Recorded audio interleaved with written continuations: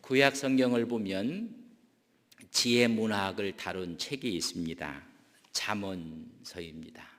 저 전도서가 지혜 문학입니다. 오늘 우리 목사님께서 읽어드렸던 욥기가 또 지혜 문학을 다룬 책입니다. 이스라엘의 구속사를 다룬 책이지만은 이 세 권은 그렇지 않습니다. 인간의 보편적인 문제들을 다룬, 그래서 인간의 사고와 생각을 엮어진 책들입니다. 하나님의 창조의 질서, 또 창조의 원리를 찾는 인간의 사유를 기록한 책들입니다. 욥기의 시대적인 배경은 여러분 족장 시대의 사건입니다. 그러나 이것을 기록한 것은 여러분 그때 기록한 것이 아닙니다. 북이스라엘과 남유다가 멸망한 후 여러분 포로로 잡혀갔고, 포로로 잡혀가서 돌아온 이후에 여러분 신앙과 믿음이 다 흔들려 있던 그 시기에 기록된 것입니다. 시대적 배경과 기록한 시대가 틀립니다.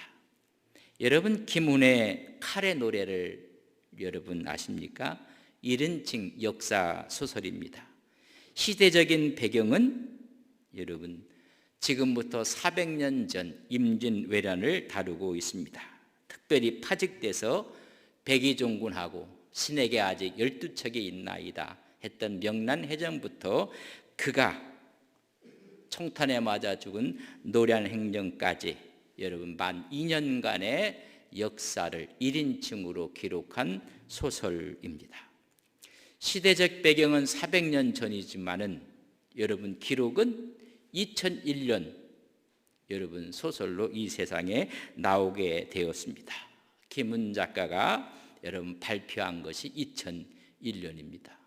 그러나 그 배경은 임진왜란이라는 것입니다. 여러분 시대에 대한 이야기를 하는 이유가 포로로 잡혀갔다가 돌아온 후에 하나님을 잃어버린 사람들, 신앙이 흔들린 사람들, 여러분 이런 사람들에게 하나님은 주시고자 하는 메시지가 욥기에 담겨 있다는 것입니다. 칼의 노래 가운데 칼로 베지 않는 것들이 얼마나 많은지, 여러분 칼로 벤다고 해서 모든 일이 다 해결되는 것도 아닙니다.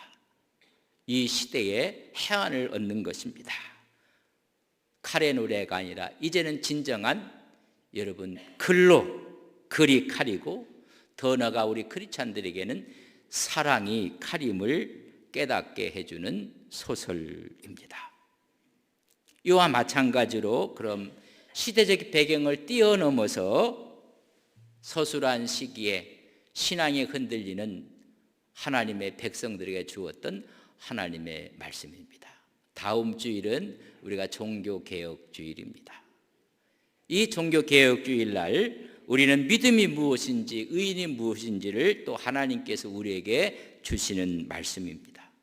그럼 욥은 어떤 사람인가? 1장 1절에 보면 우스 땅에 욥이라 불리는 사람이 있었는데 그 사람은 온전하고 정직하여 하나님을 경외하며 악에서 떠난 자더라라고 말씀해 주고 있습니다. 여러분 우스 땅에 살고 있었던 아브라함 시대에 살고 있었던 욥이었습니다.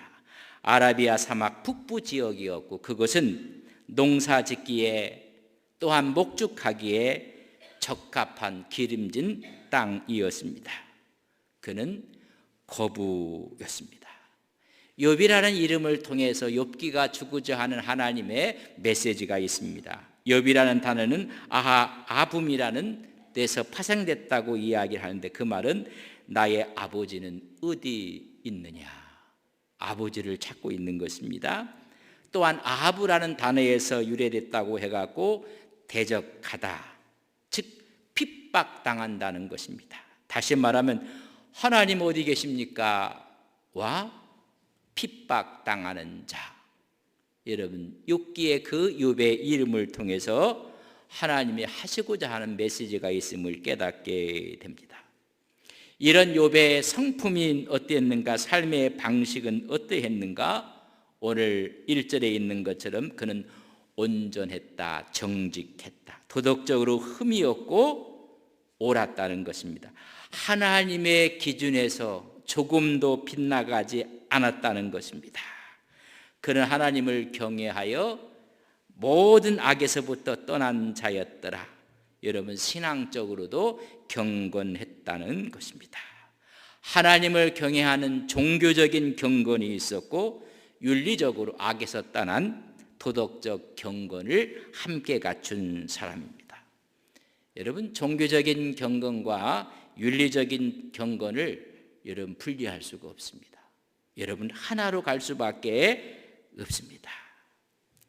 이렇게 경건했던 그의 모습을 욥기 1장 5절에는 이렇게 기록합니다. 그들이 차례대로 잔치를 끝나면 욥이 그들을 불러다가 성결하게 하되 아침에 일어나서 그들의 명수대로 번제를 드렸으니 이는 욥이 말하기를 혹시 내 아들들이 죄를 범하여 마음으로 하나님을 욕되게 하였을까 함이라. 욥의 행위가 항상 이러하였더라.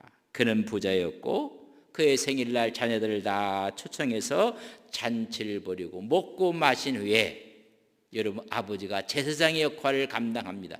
족장 시대의 모습입니다. 그들을 위해서 여러분 하나님 앞에 번제를 드리고 혹시 부지 중에 죄를 지은 것이 있을까 그들을 위해서 회개하는 일을 했던 사람이 욥이었습니다. 이런 경건한 욥을 하나님이 그를 인정하는 것입니다. 1장 8절에 보면 여호와께서 사단에게 이르시되 내가 내 종 욥을 주의하여 보았느냐? 그와 같이 온전하고 정직하여 하나님을 경외하며 악에서 떠난 자는 세상에 없느니라. 하나님의 평가입니다. 오늘 중요한 것은 하나님이 우리를 어떻게 평가하고 있는가를 말씀입니다. 이런 칭찬을 하고 있습니다. 여러분, 이런 칭찬을 들었던 옆에 있던 사탄이 반기를 드는 것입니다. 하나님, 어찌 까닭 없이 욥이 하나님을 경외하리까? 경배합니까? 문제를 제기한 것입니다. 하나님이 축복하시고 하나님이 보상해 주시고 하나님께서 그의 소유를 넉넉하게 해 주셨기 때문에 하나님 경외하는 것 아닙니까? 하나님께서 주신 것 한번 하나님이 거두어 가보십시오. 주의 손을 들어서 그를 쳐보십시오. 그의 소유물을 치신다면 하나님을 향해서 욕할 것입니다. 그 말을 들은 하나님께서 마음껏 칭찬했는데 여러분, 사단이 문제를 제기한 것입니다. 사단의 말을 듣고 하나님이 그래, 소유물을 너한테 다 맡기겠노라. 그러나 그의 몸에는 손을 대지 말라고 했습니다. 여러분, 욥은 하루아침에 모든 것을 잃어버리게 됩니다. 수많은 가축들, 종들, 심지어 자기 자녀 10명도 한자리에서 바람으로 인해서 집이 무너져 다 죽고 말았습니다. 하루아침에 다 잃어버리고 말았습니다. 그때 욥은 하나님 앞에 예배를 드리는 모습을 성경은 이렇게 기록하고 있습니다. 먼저 옷을 찢고 그의 머리를 밀었다고 했습니다. 땅에 엎드려 하나님께 예배하였다. 그러면서 그가 고백한 내용이 있습니다. 1장 21절에 보면 이르되 내가 모태에서 알몸으로 나와 싸운즉 또한 알몸이 그리로 돌아가올지라. 주신이도 여호와시요 거두신이도 여호와시오니 여호와의 이름이 찬송을 받으실지이다. 여러분, 오히려 그의 입술로 거두신 분이 하나님이신 것을 고백하고 있습니다. 오히려 하나님을 찬송했다고 이야기해주고 있습니다. 22절에 보면 이 모든 일에 욥이 범죄하지 아니하고 하나님을 향하여 원망하지 아니하니라.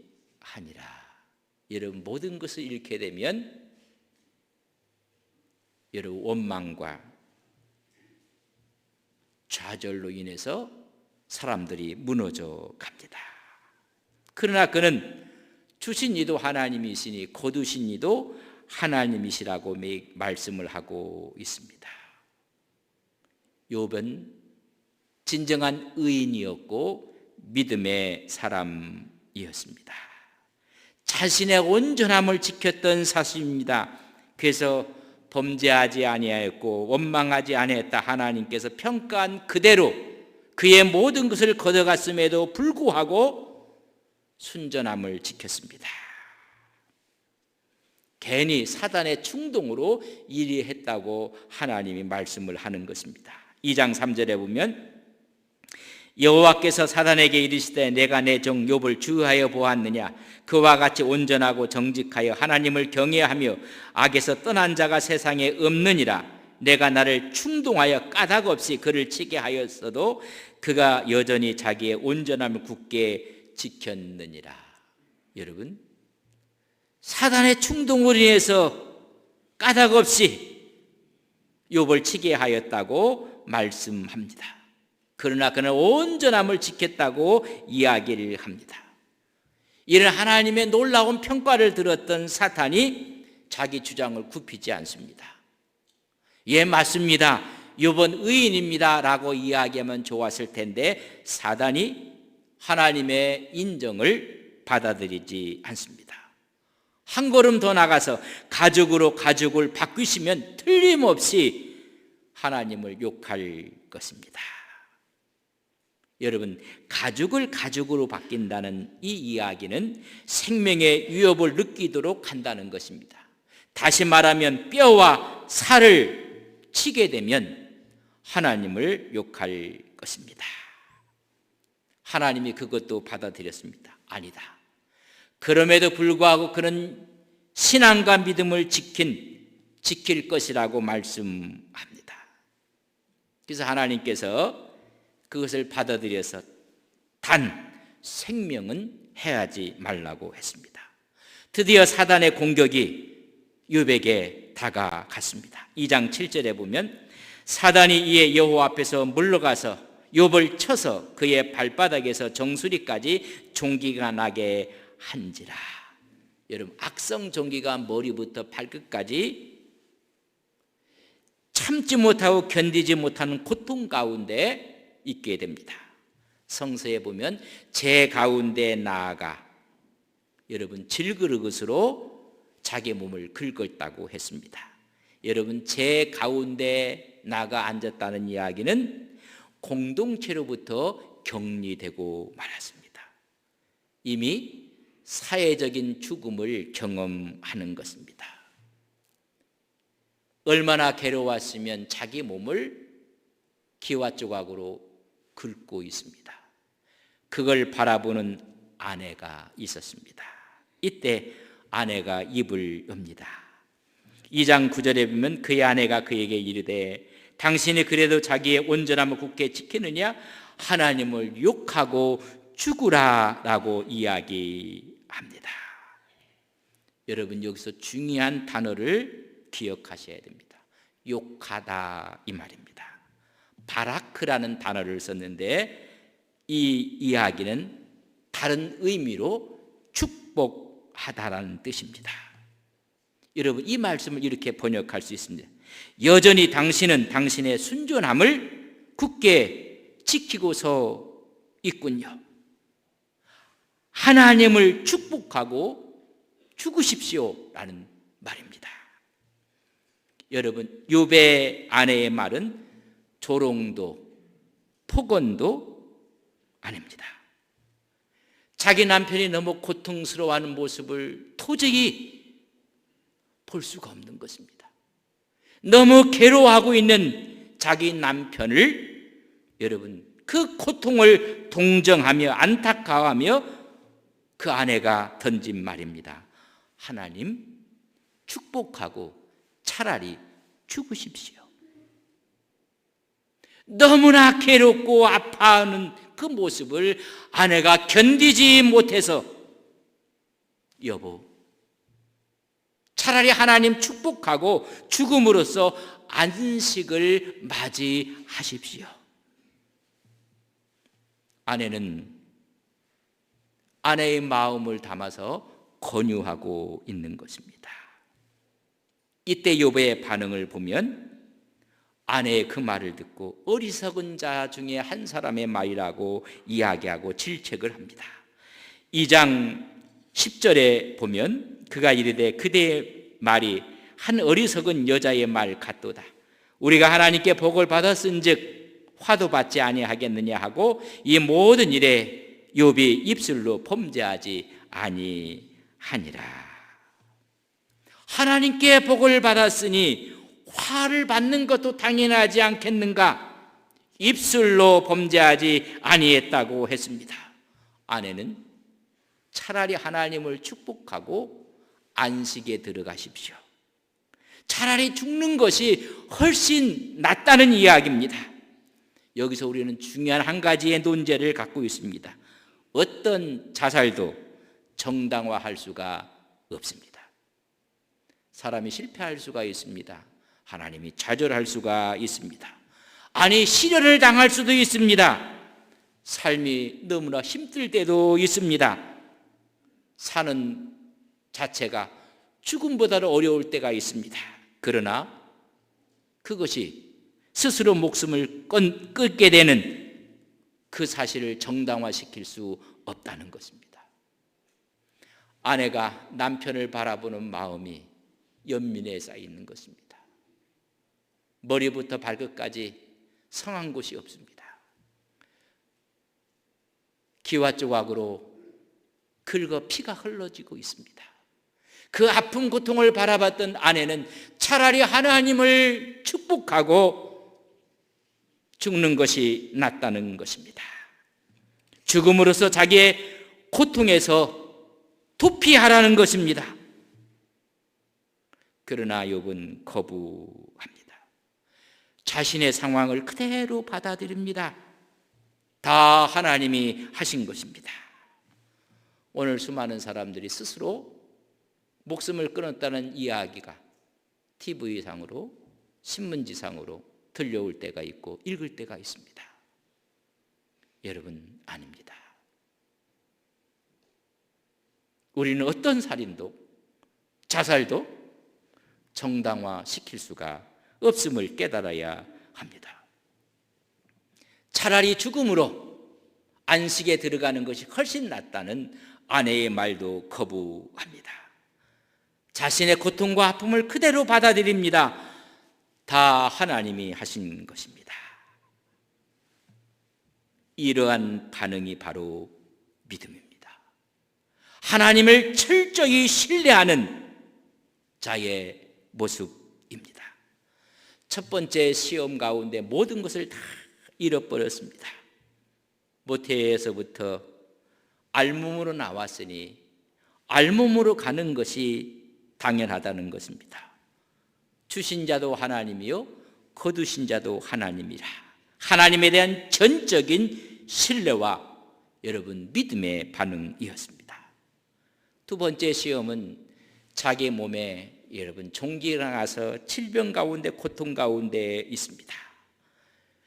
고통을 견디기보다는 죽음으로써 안식을 맞이하라는 권유도 욥은 거부하고 있습니다.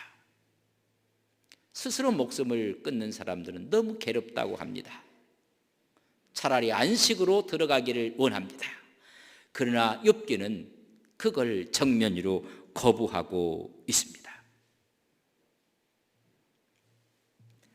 하나님께 복을 받았으니 화도 받는 것이 당연하지 않겠는가? 여러분, 욥은 죽음으로 자신의 운명을 도피하려고 하지 않았습니다. 자신의 상황이 하나님께로부터 왔다는 사실을 인지할 뿐 인정하고 하나님을 바라보는 것입니다. 모든 것이 하나님께로부터 왔습니다.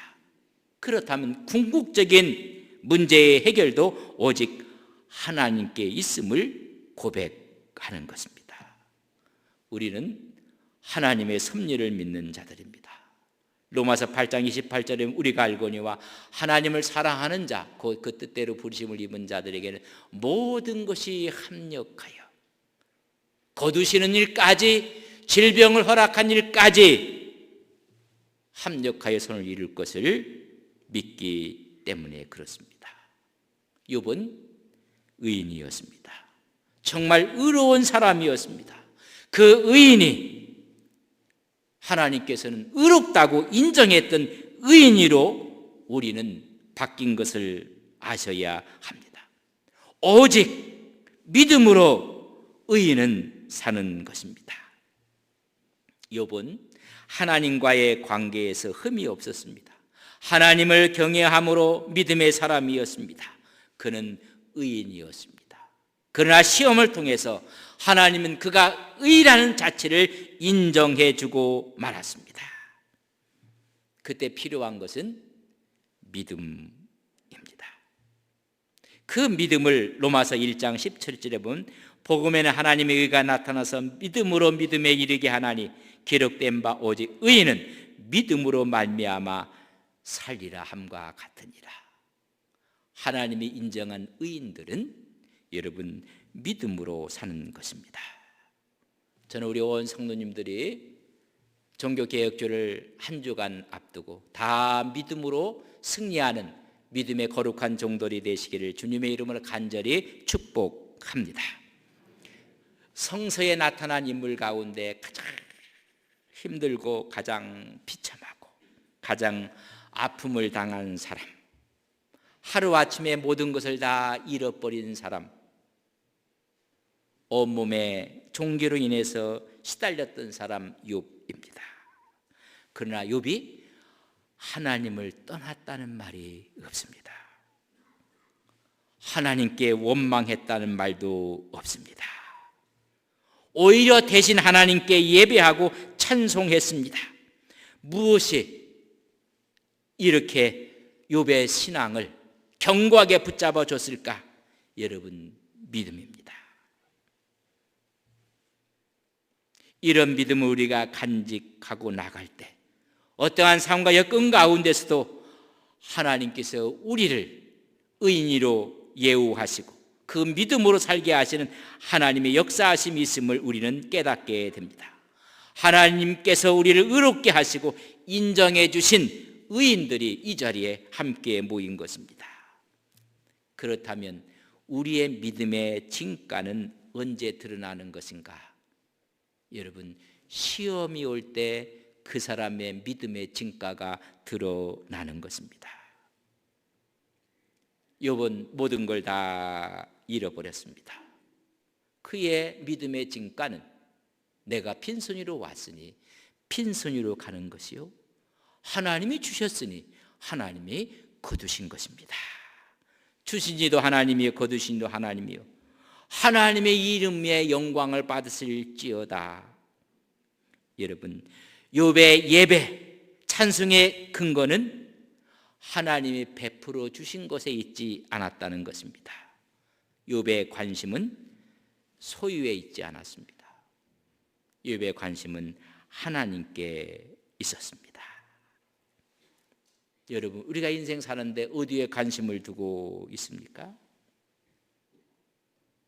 여러분, 평상시에는 나타나지 않습니다. 환난이 오고 어려움이 오면 그 사람의 관심이 무엇인지를 알 수 있습니다. 여러분, 욥은 그의 관심은 갖고 있는 것에 있는 것이 아니라 하나님께 있었습니다. 우리 주님께서 40일 동안 금식을 하셨습니다. 여러분, 금식하신 분들이 있습니까? 여러분, 영이 맑아집니다. 우리도 여러분 금식을 하게 되면 충만한 영적인 체험을 하게 됩니다. 또 금식을 하게 되면 가장 여러분 필요한 것이 먹는 것입니다. 사단이 와서 돌을 떡으로 만들어 먹으라고 합니다. 수단 방법을 가리지 말라는 것입니다. 당신은 돌을 떡으로 만들 수 있는 권리가 있고 능력이 있다고 하는 것입니다. 그때 우리 주님은 사람이 떡으로 사는 것이 아니라 하나님의 말씀으로 사는 것이니라. 성전 꼭대기에 세우고 뛰어내리라. 당신 슈퍼스타가 될 수 있다. 천사가 너희 발을 받들어 다치지 않을 것이다. 주 너희 하나님을 시험하지 말라. 높은 산 천하 만국의 영광을 보여주며 한 번 나한테 절하라 라고 이야기합니다. 모든 것을 주겠다는 것입니다. 사탄아 물러가라. 하나님만 경배하고 다만 그를 섬기라. 여러분, 사탄은 교묘하게 여러분 우리의 필요에 따라서 여러분 유혹을 하는 것입니다. 그러나 여러분 관심이 하나님께 있는 사람은 유혹에 넘어가지 않습니다. 오늘날 모든 사람들의 관심은 전부 다 소유에 있습니다. 세상 것, 물질, 명예, 권력, 자기 건강, 만사 형통, 축복, 다 세상적인 것에 관심이 있습니다. 그러나 욥은 세상의 것에 여러분 관심이 없었습니다. 소유에도 관심이 없었습니다. 그렇기 때문에 주신 자도 하나님이요 거두신 이도 하나님이라는 고백을 하며 하나님께만 집중했습니다. 믿음은 히브리서 10장 2절처럼 믿음의 주요 또 온전케 하신 이인 예수를 바라보자. 예수를 바라보는 것입니다. 신약의 바울은 욥처럼 세상의 것에는 관심을 두지 않았습니다. 주님을 만난 이후 주님을 알고 나서 그의 관심은 오직 예수 그리스도 하나님이었습니다. 그는 자랑할 것이 많았습니다. 8일 만에 할례를 받고 이스라엘 족속이요 베냐민 지파요 히브리인 중에 히브리요 베냐 또한 율법으로는 흠이 없는 자라고 이야기하고 완벽한 자였습니다. 그의 가문을 자랑하고 학력을 자랑하고 그의 경력을 자랑하는 수많은 것이 많이 있었습니다. 그러나 주님을 알고 나서 빌립보 3장 8절에 보면 또한 모든 것을 해로 여김은 내 주 그리스도 예수를 아는 지식이 가장 고생하기 때문이라. 내가 그를 위하여 모든 것을 잃어버리고 배설물로 여김은 그리스도를 얻고, 모든 것을 다 배설물로 여기고 한 가지 그리스도를 잡았다고 이야기해 주고 있습니다. 이런 의미에서 여러분 한자에 괴일루만이라는 단어가 있습니다. 괴는 마음에 걸릴 꾀입니다. 여러분 한일자를 쓰고 루자는 세다는 것인데 셀루자를 씁니다. 일만 만자를 씁니다. 이 뜻은 가장 중요한 한 가지를 마음에 붙잡고 나머지 만 가지를 다 흘려보낸다는 것입니다. 바울은 한 가지 예수님을 붙잡고 만 가지를 다 흘려보낸 배설물로 여겼다는 것입니다. 이 괴일루만을 자주 사용했던 사람이 서예 유성룡이었습니다. 또한 태계 이황도 이 말을 자주 사용했다고 합니다. 유성룡은 왕에게 글을 쓰면서 가장 중요한 것 한 가지를 적느라고 나머지를 다 빠뜨렸나이다. 그 한 가지 중요한 것을 붙잡았다는 것입니다. 한 가지 중요한 것만 붙잡으면 된다는 것입니다. 여러분 살아계신 하나님을 붙잡고 승리하시는 믿음의 종들이 되시기를 주의 이름으로 간절히 축원합니다. 여러분 다윗은 하나님만 붙잡았습니다. 골리앗이 갖고 있는 수많은 장비들이 있었음에도 불구하고 살아계신 하나님을 붙잡았던 다윗 앞에 골리앗은 넘어지고 말았습니다. 다니엘은 오직 하나님만 붙잡고 기도했을 때 사자의 입을 막고 말았습니다. 욥에게는 1만 가지 좋은 것들을 다 있었음에도 불구하고 그걸 다 잃어버리고 가장 중요한 하나님만은 놓치지 않았습니다. 그게 믿음입니다. 그것이 의인에 된 모습입니다. 하나님만 붙잡고 하나님만 바라보는 의인된 믿음의 종들이 되시기를 주님의 이름으로 간절히 축복합니다. 그러나 오늘날 모든 사람들은 세상에 좋아 보이는 1만 가지 마음에 가지고 1만 가지 마음으로 마음을 다 빼앗기고 맙니다. 여러분, 정작 중요한 한 가지를 놓치고 맙니다. 그래서 괴만루일이라는 단어의 뜻을 이해를 해야 합니다. 만 가지를 잡고 있으므로 가장 중요한 한 가지를 놓친다는 이야기입니다. 세상에 좋아 보이는 것을 다 붙잡음으로 말미암아 한 가지 중요한, 정작 중요한 예수님을 놓쳐버리는 것입니다. 아니, 영생을 잃어버리고 마는 것입니다. 부자 청년이 영생에 대해서 주님께 질문하고 묻습니다. 그래서 우리 주님께서는 계명에 무엇이라고 했는가? 살인하지 말라, 간음하지 말라, 도둑질하지 말라, 거짓 증거하지 말라, 부모를 공경하라, 이웃을 사랑하라. 맞다. 이 청년이 다 지켰나이다. 우리 주님이 한 가지 부족한 것이 있다. 네가 온전하고 싶을지언다면 가서 너희 재산을 다 팔아 가난한 자에게 주라. 그리하면 하늘 보아가 하늘의 영생이 있으리라. 그리고 다시 와서 나를 쫓으라. 그는 재산이 많음으로 듣고 근심하여 갔다고 했습니다. 정작 중요한 한 가지를 잃어버린 어리석은 부자가 되고 말았습니다. 여러분, 하나님만 붙잡으면 우리는 다 붙잡는다는 이 사실을 깨닫게 됩니다. 오늘 여러분, 하나님을 붙잡음으로 세상의 모든 것을 붙잡는 하나님의 종들이 되시기를 주님의 이름으로 간절히 바랍니다. 하나님만 소유하면 온 우주를 소유하는 것입니다. 여러분, 하나님 한 가지 영생을 붙잡고 오히려 세상의 것을 흘려보냈던 욥의 신앙을 우리의 신앙으로 마음에 아로새기는 온 성도님들이 되시기를 주님의 이름으로 간절히 바랍니다. 다